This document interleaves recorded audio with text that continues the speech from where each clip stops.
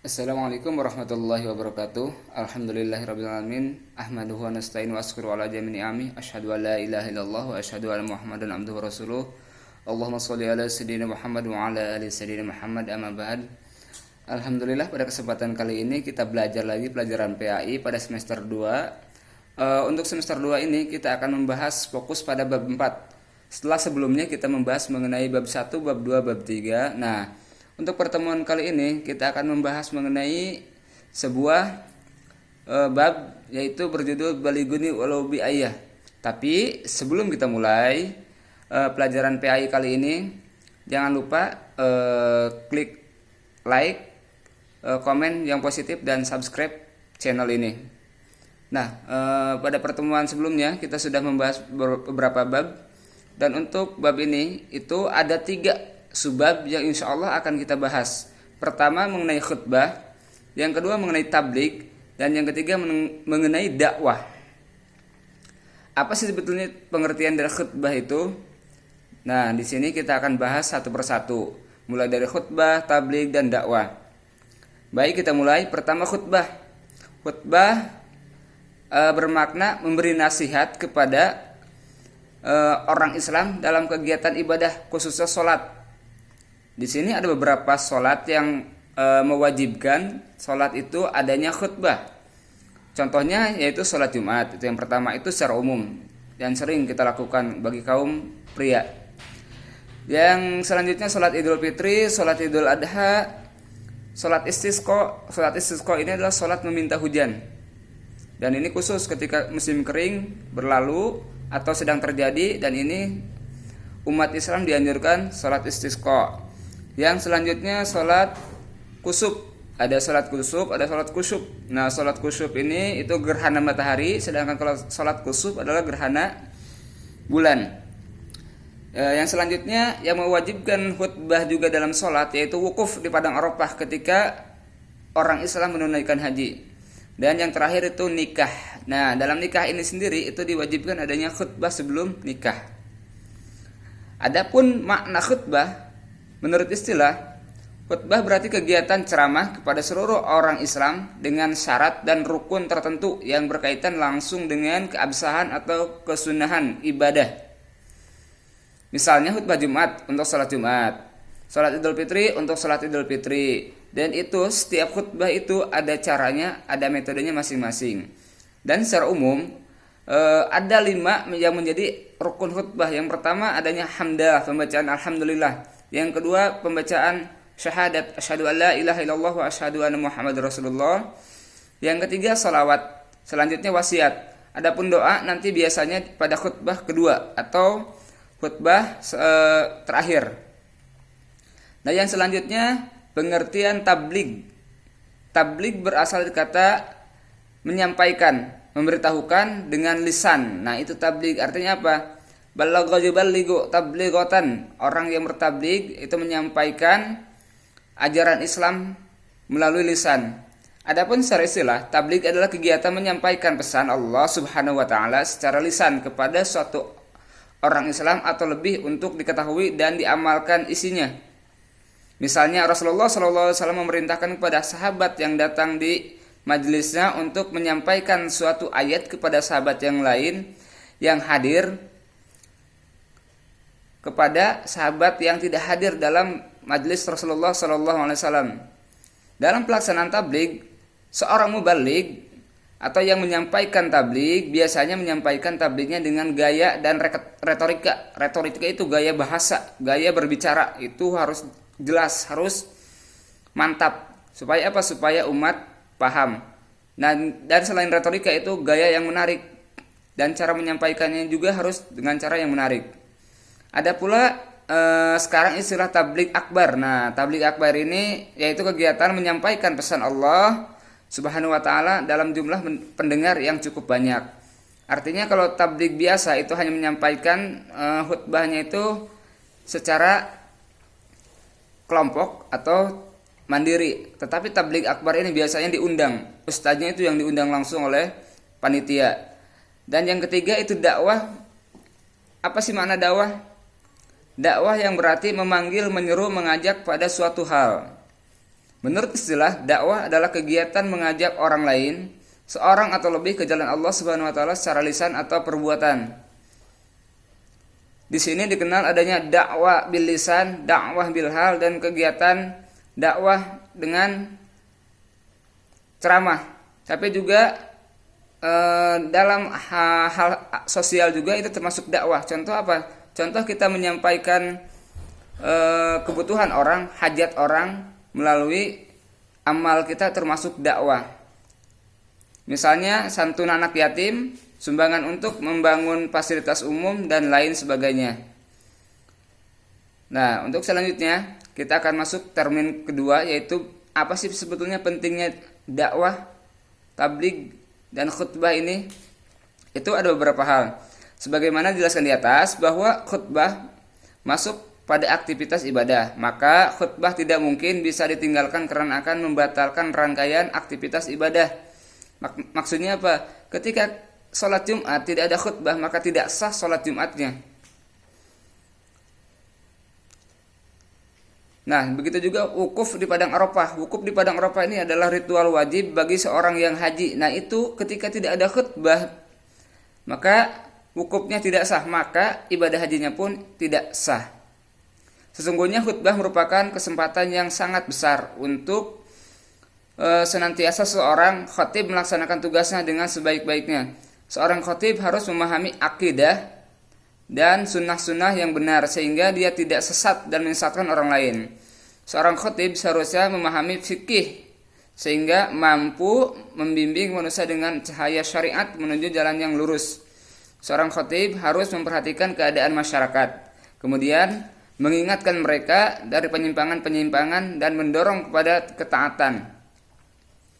Seorang khatib sepantasnya juga seorang yang soleh, mengamalkan ilmunya, tidak melanggar larangan atau syariat Islam, dan memberikan pengaruh yang baik maupun positif pada para pendengar. Itu salah satu syarat menjadi seorang khatib.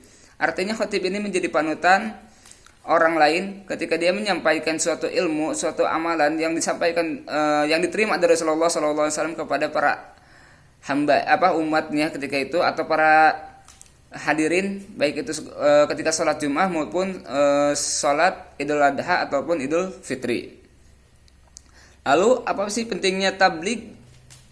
Nah, salah satu sifat wajib bagi Rasulullah adalah tabligh. Ini menjadi hal yang krusial karena sifat tabligh ini adalah sifat yang wajib bagi para rasul. Andai kata Rasul tidak menyampaikan ayat, maka kerasulannya pun dipertanyakan, dan itu menjadi aib bagi kerasulan kenabian seorang yang ditunjuk oleh Allah Subhanahu wa taala dalam menyampaikan dakwahnya. Makanya tabligh ini itu khusus diajarkan kepada Rasulullah dan dianjurkan pada kita sebagai umat Rasulullah menyampaikan wahyu dari Allah Subhanahu wa taala kepada umatnya. Itu tugas Rasulullah. Sedangkan kita adalah menyampaikan apa yang sudah kita dapat dari Rasulullah sallallahu alaihi wasallam kepada para umat Islam. Semasa Rasulullah khususnya beliau masih hidup, seluruh waktunya dihabiskan untuk menyampaikan wahyu kepada umatnya. Tapi setelah Rasulullah SAW wafat, kebiasaan ini dilanjutkan oleh para sahabatnya, para tabi'in, yaitu pengikut para sahabat, dan selanjutnya diikuti oleh para tabi'in, yaitu para pengikut tabi'in. Dan setelah itu orang-orang yang soleh yang menyampaikan ajaran Islam, sampailah ajaran Islam itu kepada kita. Nah, pertanyaannya adalah siapa setelah semuanya wafat atau setelah orang-orang Islam ini tidak ada? Jawabannya adalah kita adalah umat Islam yang punya tanggung jawab untuk meneruskan kebiasaan tabligh tersebut. Banyak yang menyangka bahwa tugas tabligh hanyalah tugas alim ulama saja. Padahal itu tidak benar. Tabligh itu menyampaikan apapun yang kita dapat, menyampaikan ilmu yang sedikit, walaupun sedikit intinya, kepada orang lain. Makanya dalam ayat lain itu disampaikan balighni walau bi ayah, sampaikan dariku walaupun satu ayat. Artinya apa? Artinya Islam itu adalah nasihat, dan wajib kita memberi nasihat kepada orang-orang yang tidak paham, yang dia belum mengerti tentang ajaran Islam ini. Nah, adapun hadis yang berkaitan dengan tabligh ini itu disampaikan oleh Abu Sa'id Al-Khudri. Beliau berkata, saya mendengar Rasulullah SAW bersabda, barang siapa yang melihat kemungkaran, maka ubahlah dengan tangannya. Apabila tidak mampu, maka ubahlah dengan lisannya. Apabila tidak mampu, maka dengan hatinya. Atau tidak mengikuti kemungkaran tersebut. Dan itu selemah-lemahnya iman. Ini hadis ini diriwayatkan oleh Imam Muslim. Yang ketiga, pentingnya dakwah. Salah satu kewajiban umat Islam adalah berdakwah. Sebagaimana ulama ada yang menyebut berdakwah itu hukumnya fardu kifayah atau kewajiban kolektif. Sebagaimana lainnya mengatakan fardu ain. Meski begitu, Rasulullah tetap selalu mengajarkan agar seorang muslim selalu menyeru pada jalan kebaikan dengan cara-cara yang baik. Setiap dakwah hendaknya bertujuan untuk mewujudkan kebahagiaan dan kesejahteraan hidup di dunia dan di akhirat dan mendapat ridha dari Allah Subhanahu wa taala. Nabi Muhammad SAW mencontohkan dakwah kepada umatnya dengan berbagai cara melalui baik itu tulisan, lisan dan perbuatan. Maksud tulisan di sini adalah bukan Rasulullah SAW menulis, tapi para sahabat menulis dari lisan Rasulullah SAW. Rasulullah SAW memulai dakwahnya kepada istrinya, keluarganya, dan teman-teman karibnya, yaitu teman terdekatnya, hingga raja-raja yang berkuasa pada saat itu. Di antara raja yang mendapat surat itu atau risalah Rasulullah adalah Kaisar Heraklius dari Bizantium, Mukaukis yaitu dari Mesir, Kisra dari Persia atau Iran, dan Raja Najasyi dari Habasyah, Ethiopia atau sekarang kita kenal dengan Afrika.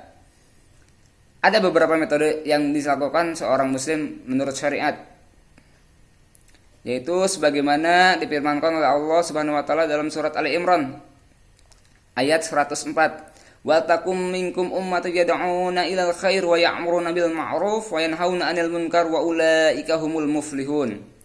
Nah, dalam ayat ini Allah secara langsung itu mengatakan bahwa dan hendaklah di antara kamu ada segolongan orang yang menyeru kepada kebaikan, menyuruh pada perbuatan yang ma'ruf dan mencegah dari perbuatan munkar.